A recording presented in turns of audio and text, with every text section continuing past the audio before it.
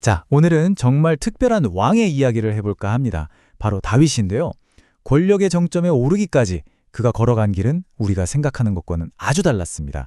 그가 어떻게 왕이 되었는지 그 남다른 방식을 한번 따라가 보시죠. 모든 것의 시작은 한 충격적인 소식이었습니다. 이스라엘의 첫 번째 왕 사울이 전쟁터에서 목숨을 잃었다는 거죠. 이제 왕좌는 비었습니다. 나라의 운명이 걸린 정말 결정적인 순간이 찾아온 거예요. 한번 생각해 보세요.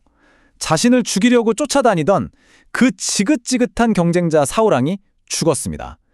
그럼 다윗은 어땠을까요? 당연히 기뻐했을까요? 여기서부터 이야기가 정말 흥미로워집니다. 우리의 예상을 완전히 뒤엎거든요. 네, 그래서 첫 번째 이야기는 바로 승리 대신 눈물입니다. 새로운 리더가 될 다윗에게 찾아온 첫 번째 관문은요, 바로 자기 라이벌의 죽음을 애도하는 거였어요. 자, 장면을 한번 상상해 보세요. 다윗 앞에 웬 남자가 허둥지둥 달려옵니다. 보니까 옷은 다 찢어져 있고 머리엔 흙먼지가 가득해요. 이 사람이 사울 왕과 그의 아들 요나단이 죽었다는 소식을 전합니다. 그러면서 자기가 뭔가 큰 공을 세운 것처럼 상을 바라는 눈치로 이런 거짓말을 덧붙이죠. 사실 제가 사울 왕을 죽였습니다.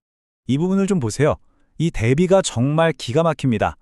소식을 전한 남자는 당연히 상을 받고 새로운 나라에서 한 자리 차지할 줄 알았겠죠? 그런데 다윗의 반응은 완전히 딴판이었습니다. 눈물을 흘리고 금식하고 슬퍼하더니 심지어 그 남자를 처형해버립니다. 아니, 왜 그랬을까요? 다윗이 그 남자에게 한 말이 바로 이거예요. 어떻게 감히 네 손으로 하나님이 기름 부어 세운 왕을 해칠 생각을 했느냐? 바로 이겁니다. 다윗에게는 자기 자신의 욕심이나 야망보다 훨씬 더 중요한 게 있었던 거죠. 바로 신의 권위, 그리고 그분이 정한 때를 기다리는 거였어요.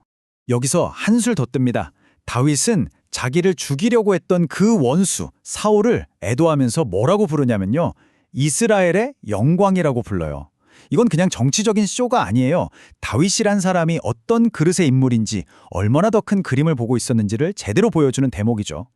자, 그럼 이제 다윗의 두 번째 시험대로 가볼까요? 제목은 칼이 아닌 기도입니다. 보통 왕이 되려면 칼부터 잡을 텐데 다윗은 달랐어요.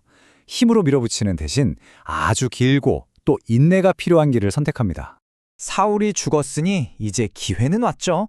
그럼 다윗이 제일 먼저 뭘 했을까요? 군대를 이끌고 수도로 쳐들어갔을까요? 아니에요. 그가 한 첫 번째 일은 바로 신에게 묻는 거였습니다. 제가 이제 올라가도 될까요? 그리고 헤브론으로 가라는 답을 듣고서야 비로소 움직여서 유다 족속의 왕이 됩니다. 시작부터가 다르죠?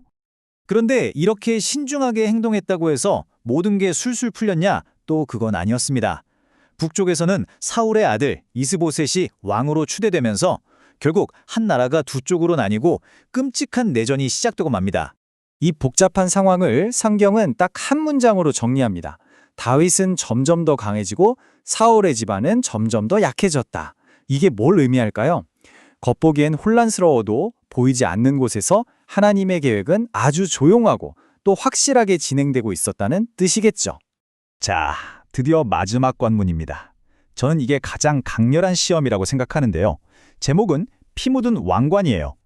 주변 사람들이 알아서 경쟁자들을 싹 제거해주고 말 그대로 다윗 앞에 꽃길을 깔아주려고 할 때 그는 과연 어떤 선택을 했을까요? 첫 번째 유혹이 찾아옵니다. 사울 쪽의 핵심 인물이었던 장군 아브넬이 암살당해요.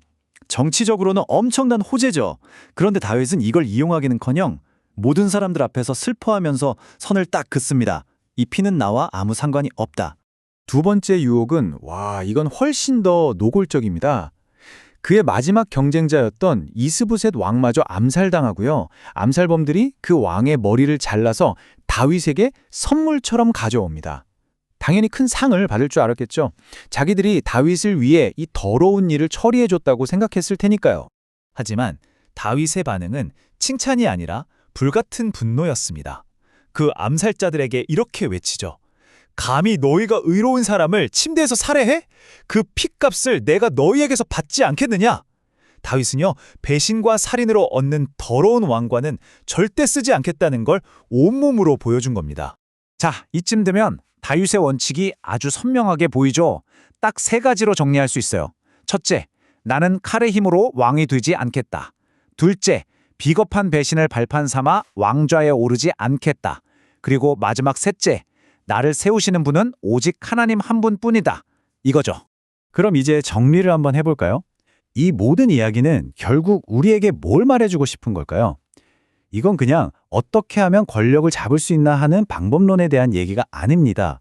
그보다 훨씬 더 근본적인 왕의 태도에 대한 이야기예요. 어떻게가 아니라 왜가 중요하다는 거죠.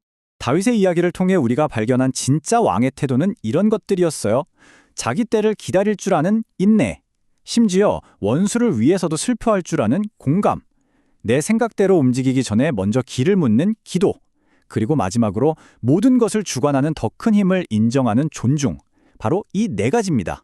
그런데요, 이야기는 여기서 끝나지 않습니다. 사실 이게 진짜 핵심일 수 있어요. 이 모든 다윗의 이야기는 결국 우리에게 더 위대한 왕을 기대하게 만든다는 겁니다. 그러니까 다윗의 이야기는 그 자체로 끝나는 게 아니라 훨씬 더 큰 그림을 가리키는 이정표 같은 거죠. 여기 두 종류의 왕국을 한번 비교해 보죠. 한쪽은 다윗의 왕국입니다. 인내와 원칙으로 세워진 왕국의 맛보기 혹은 예고편 같은 거였죠. 그리고 다른 한쪽은 바로 이 다윗이 가리키고 있는 더 위대한 왕국이에요. 이 왕국은 칼이 아니라 십자가, 즉 자기 희생을 통해 세워진다는 점에서 근본적으로 다릅니다. 그래서 이 길고 깊은 이야기는 마지막에 우리 한 사람 한 사람에게 이런 질문을 던지는 것 같아요. 당신은 지금 당신의 인생을 무엇으로 세우고 있나요? 여러분의 힘과 계산, 여러분의 지혜로 쌓아 올리고 있나요? 아니면 다윗처럼 그보다 더 높은 원칙과 보이지 않는 것을 믿으며 세워가고 있나요? 생각해 볼 문제죠.